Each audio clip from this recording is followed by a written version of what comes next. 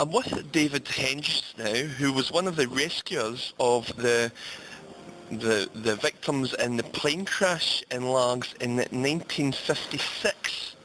It was a plane that was coming from England to Renfrew Airport, and it crashed in the back hills between LARGS and Kilburnie.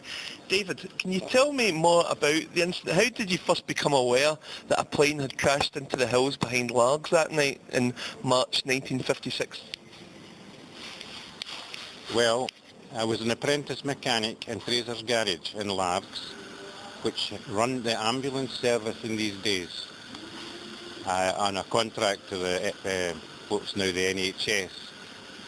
And I was clocking out, I was in back shift, and I was clocking out at 11 o'clock at night, and we got a phone call just as I was clocking out from a local police station to alert us that an ambulance would be required to go to the crash scene up in the Haley Brae near the Camp Hill Dam, as a Dakota aircraft had crashed there.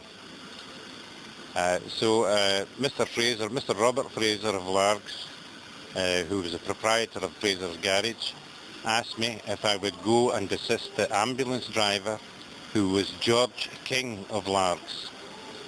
We proceeded up the Haley Brae in the ambulance, and as we approached the reservoir, we seen a massive blaze on the left-hand side of the road on the hillside, high up in the hillside on the moor above White Hill Farm. We stopped at White Hill Farm, and by this time the Kilburnie and LARGS fire service had arrived on the scene, and we proceeded from the road about a mile up onto the hills. Everything had to be hand carried, all the firefighting equipment, because there was no way a vehicle could have crossed the moorland there, it was so boggy. Together with... Sorry, David, I was just going to ask you as well there.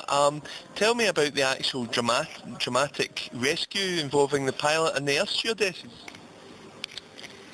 Well, Dr. Johnson from LARGS, Dr. Thomas Johnson, that's Matt Johnson, who just retired just recently from LARGS, his father.